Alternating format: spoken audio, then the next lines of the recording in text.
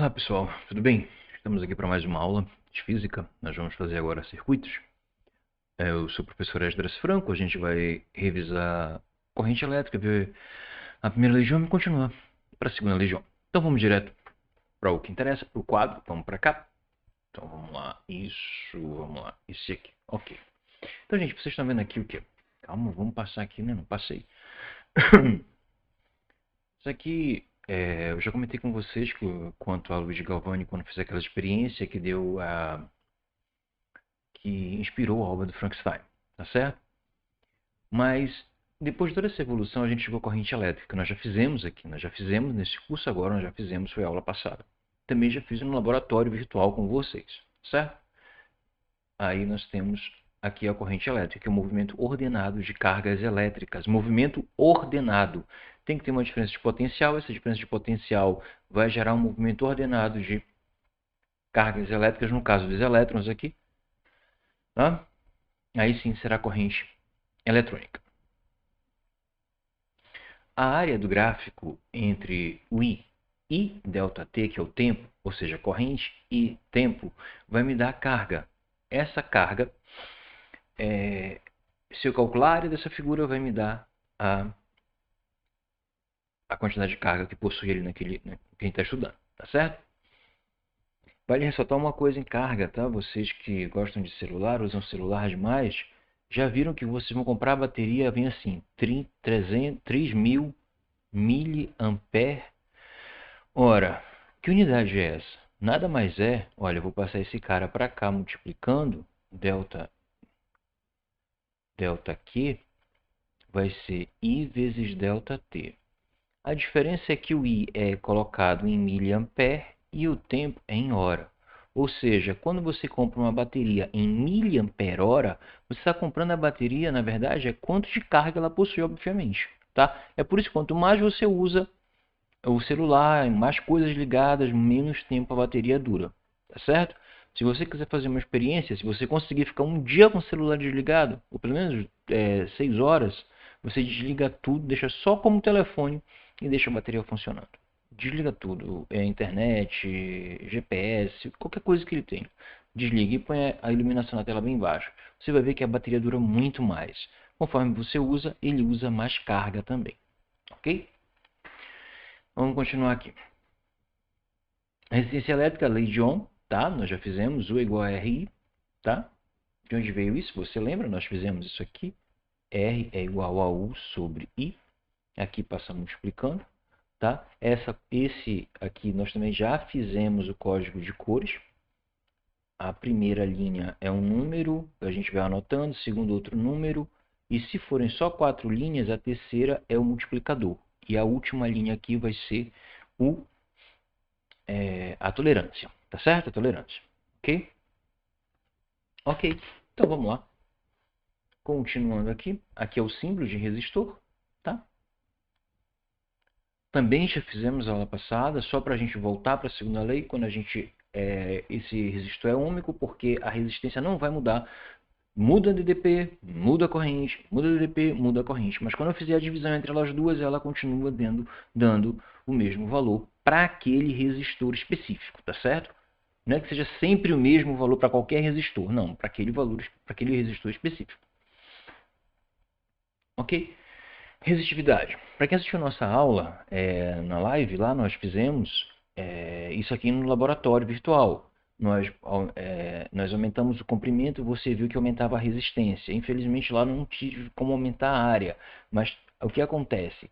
Se aumentar a resistividade, isso aqui é a resistividade, a resistência aumenta. Se aumentar o comprimento, a resistência aumenta.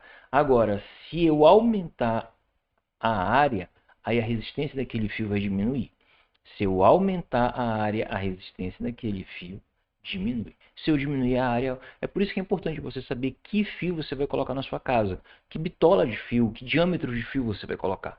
Quanto mais grosso, quer dizer que você vai ter menos resistência. Agora não adianta você encher de fio grosso, porque o custo vai ser muito mais alto. Então tem que colocar o fio adequado. Tem 2,5, 4, 6 milímetros, ok? Então tá, vamos nessa. Potência. O que é a potência? É a capacidade de realizar um trabalho em tempo, um determinado tempo. Por exemplo, a gente já estudou isso anteriormente, que vai ser a energia por tempo, tá certo?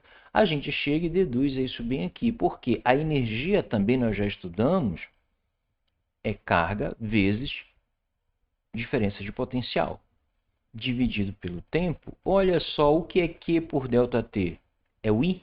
Então, potência é π, ok? Então, você já viu, nós já vimos tudo isso daqui. Então, na verdade, potência vai ser I vezes U.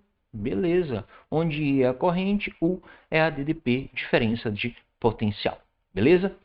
E quais são essas outras duas fórmulas? Gente, não são fórmulas novas, são fórmulas que vocês já conhecem. Por quê? U é igual a RI. Tá? Então, eu vou colocar potência é igual a I vezes U. Então, no lugar do U, eu vou colocar RI. Então, potência é RI ao quadrado. Pronto, está aqui uma. Oxente, aqui uma. E essa outra do mesmo jeito. Só que eu vou dizer o quê? Que I é igual a U sobre R. Então, eu venho aqui, substituo do mesmo jeito. U sobre R vezes U.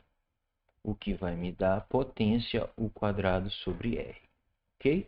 Então, não são fórmulas novas, essas três fórmulas são fórmulas que vocês já podem retirar a partir de outras associações. Nós já falamos a primeira lei de Ohm. A partir da primeira lei de Ohm, você consegue, tendo a fórmula da potência, aqui, ó, essa potência aqui, você consegue enxergar essas outras, tá? Aqui seria a potência dissipada num resistor, quando fosse aqui assim, tá certo? A unidade é watts, tá? A gente tem uma coisa que a maioria das pessoas, deixa eu voltar aqui, as pessoas falam watts. Na verdade não é watts porque é o nome da pessoa. E a gente não pode aportuguesar nome. É como se eu pegasse o nome de Washington e chamasse de Washington. Como em homenagem a um cientista, a pronúncia correta é Watts, tá certo? Mesmo que tenha aportuguesado para watts, está errado. Porque é o nome de uma pessoa, senão eu vou começar a chamar Walter de Walter, né, que a gente já faz isso, de Washington de Washington e Wellington de Wellington. Então assim a gente vai fazendo, ok? Então por favor, watt, a unidade é watt, tá? Deixa eu escrever bem aqui, watt, em homenagem ao cientista, e o símbolo é o W, ok? Beleza, vamos continuar então aqui. Vamos passar para a associação de resistores. Também fizemos, eu estou só falando como eu falei para vocês. Eu vou só colocar a aula solta para vocês assistirem, mas nós já fizemos todas essas aulas, tá? A gente vai estudar circuitos em série e paralelo, tá? Quando as resistências são conectadas uma em seguida da outra, a corrente é a mesma que passa em todas elas. Vamos ver isso aqui? Esse desenho aqui, fica bem legal essa animaçãozinha. Olha só, a corrente viria aqui, vamos supor. Bem, lógico, isso aqui é a corrente alternada, ela não teria um sentido, ela ia ficar indo e voltando, nós já falamos sobre isso, sobre corrente alternada. Mas vamos supor que aqui fosse contínua, tá? Vamos supor, ela está fazendo isso, ela vai fazer isso, ó, vai passar aqui assim, vai fazer e voltar aqui, beleza? Lembrando, a corrente alternada ela fica indo e voltando, tá? Quando ela está indo aqui assim, se eu cortar esse fio em algum lugar, se eu cortasse bem aqui esse cara, ó, opa, cortei, tirei. A corrente não passa mais, então todos se apagam, não importa quantos eu tenho. Todos se apagam, porque a corrente que passa neles é a mesma, e se eu abrir o circuito, elas se apagam. Tá certo? Aí vamos pegar um circuito em série agora com 3 resistores. Vamos supor que a DDP aqui da tomada é de 120 volts, tá? Quando eu for medir aqui, vai dar 20 volts. Se eu for medir em cima desse outro resistor, vai dar 40 volts. Quando eu for medir em cima desse outro resistor, vai dar 60 volts. Então, observa que se eu somar 20 mais 40 mais 60, tem que dar 120, porque é o total que eu tenho aqui. Ok? Mas esses valores, a soma tem que dar 120, porque é quanto está sendo oferecido aqui no sistema. Quanto a fonte está oferecendo ao circuito, tá bom? Agora, se eu tiver resistores iguais, o que vai acontecer? Resistores iguais, todos vão ficar com o mesmo valor. 40, tá? Apareceu, apagou, não sei porquê. 40 volts aqui. Se forem iguais, 40 volts aqui, 40 volts aqui. Não importa, a resistência é a mesma em todas. Então vamos supor que eu tivesse medido, lógico, ele voltou para o 20, que é o exemplo que eu estou dando, tá certo? aí 2 amperes. Se eu colocar bem aqui, vai dar quanto? 2 amperes. Se eu colocar bem aqui, vai dar quanto? 2 amperes. Não muda. A corrente é a mesma em todos os elementos do circuito em série. Beleza? A tensão se divide entre todas as resistências, já falei. Então, eu podia até escrever assim, ó, cadê? Podia escrever isso aqui. O total seria o 1 mais o 2 mais o 3. A soma das DDPs. A corrente é a mesma. Beleza? Beleza, vamos lá então. Resistência equivalente é se eu trocar todas por uma só. Basta eu somá-las, tá certo? Se eu somar todas as resistências, eu vou ter o meu resistor equivalente. Se você for ver aqui, ó, vamos pensar num exemplo aqui rapidinho. Vamos supor que aqui fosse 8 ohms. Isso aí não é um R, tá? Isso é aquele ômega, porque eu sou bom demais escrevendo isso. 10 ohms. E aqui, sei lá, 4 ohms. Eu vou somar os três, R1 mais R2 mais R3, né? Então R vai ser, dá para ler aí, tá muito ruim, mas vamos lá. 8 mais 10 mais 4. Então a resistência equivalente seria 22 ohms. Beleza? Somei as três. Ok? Então vamos continuar. Circuito em paralelo. As resistências conectadas lado a lado, início com início, final com final, criando assim um caminho para a corrente. Um caminho que ela, por exemplo, não vai apagar a lâmpada. Como assim? Naquele primeiro não apagava? Agora não vai apagar. Como não vai apagar? Observe, lado a lado. Vamos pegar a canetinha aqui. Se eu tirasse essa lâmpada, o que acontece? Esse cara continuaria passando, porque ele ia passar daqui, ó. Observe, ele ia fazer isso. A corrente ia fazer isso. Ela não ia parar aqui. Ela divide e vem para cá, mas se eu... Bom, vou tirar a lâmpada, vamos tirar a lâmpada, vamos tirar a lâmpada. A outra fica acesa e não muda nada. Entenderam? Beleza. Porque é um circuito em paralelo, que é usado na nossa casa, normalmente. Tanto que se uma lâmpada queimar, a outra não efetivamente vai apagar. Tá certo? A outra não vai apagar. Então vamos colocar um voltímetro. O voltímetro é ligado em paralelo. Se eu não falei agora aqui, eu já falei anteriormente, mas vamos repetir isso aqui. O voltímetro é ligado em paralelo, o amperímetro é ligado em série. De novo, vamos usar 120 watts. Perdão, watts é potência, eu falei errado. Vamos usar 120 volts, tá? E vamos medir. A DDP em cada ramo do circuito é a mesma. Ou seja, se aqui é 120, aqui em cima é 120 e aqui em cima também será 120. Não importa que esses resistores sejam iguais ou diferentes. A DDP será a mesma. Ok? Então vamos lá. O que vai mudar então? O que vai mudar é a corrente. O que está vindo para o sistema, nesse exemplo aqui que eu estou dando para vocês, são 2 amperes. 120, 120 volts. Beleza. O que vai determinar é a resistência. Se essas resistências forem iguais, ela vai dividir igualmente, mas a corrente vai dividir. Então, suponhamos que a resistência seja igual, aqui é 1. Se o total que entrou é 2, então essa aqui automaticamente também será 1. Por quê? Porque ela era 2, dividiu 1 para cada.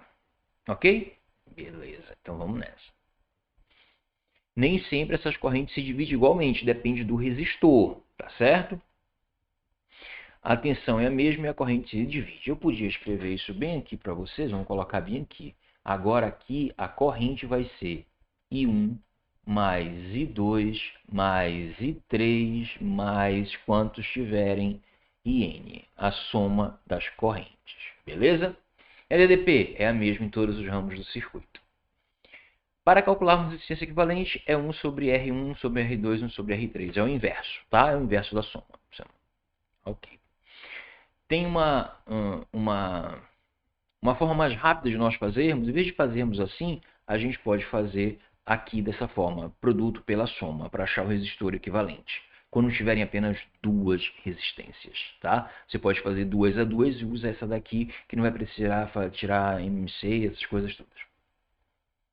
Ok? A resistência equivalente a um circuito paralelo é sempre menor que a menor resistência do circuito. Lógico, porque eu vou tirar 1 sobre R1, 1 sobre R2, 1 sobre R3. Então vai ser sempre menor que a menor resistência do meu circuito. Beleza? Então, um resumão de fórmulas aqui, circuito em série, a resistência equivalente soma diretamente. No paralelo, você soma com o inverso, tá certo? Aqui em série, a corrente é a mesma, e a DDP divide. No paralelo, a corrente divide e a DDP é a mesma, ok?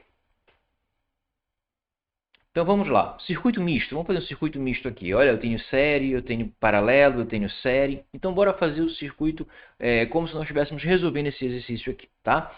Esse circuito misto, agora misto quer dizer que tem série e tem paralelo, tá certo? Qual seria o resistor equivalente? Eu vou pegar primeiro R1 e R2. Como está em série, eu vou somar os dois. Então resistor equivalente 1, eu vou tirar esses dois e colocar RE1. Vamos lá? Tirei, coloquei. Aí eu vou pegar agora, qual que eu vou usar agora? Vamos ver aqui.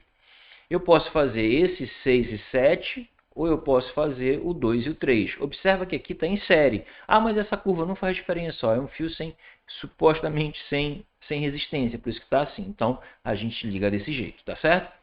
Então, eu vou somar R3 mais R4. No lugar desses aqui, eu vou colocar quem? RE2. Então, tira esse, põe esse aqui. Agora, eu vou fazer em série 6 e 7. Eu vou fazer 6 e 7. Somo e vou substituí-lo aqui. Beleza, gente? Até aqui? Tranquilo. Agora eu vou ter que fazer o paralelo. Eu fiz primeiro série, agora eu vou fazer o paralelo. Qual? Esse com esse. Aí eu vou fazer quem? Produto pela soma. R3, RE3, RE2. Eu multiplico e somo embaixo. Aí eu acho o resistor equivalente que eu chamei de RE4. Então, no lugar desses dois, presta atenção, no lugar desses dois aqui, vai ficar quem? Vai ficar o RE4. Ok? Aí eu venho para cá. Pronto. Aí ficou em série. Quem ficou em série? RE1, RE4 e R5. Então, para eu fazer a resistência equivalente, para eu resolver isso, eu somo os três. RE1, RE4 e R5. E assim eu acho um resistor equivalente que pode substituir todos aqueles resistores por um só. Beleza? Então, gente, vamos voltar para cá. Ok, vamos lá. Gente, chegamos a mais um final de aula aqui para vocês desse assunto. Isso aqui eu prometi que ia gravar para vocês, já que a gente fez na live. Para quem não pode assistir a live, para quem não pôde assistir, está aqui a aula. Beleza? Então, como eu sempre digo agora, até mais. Opa, cadê? Até mais.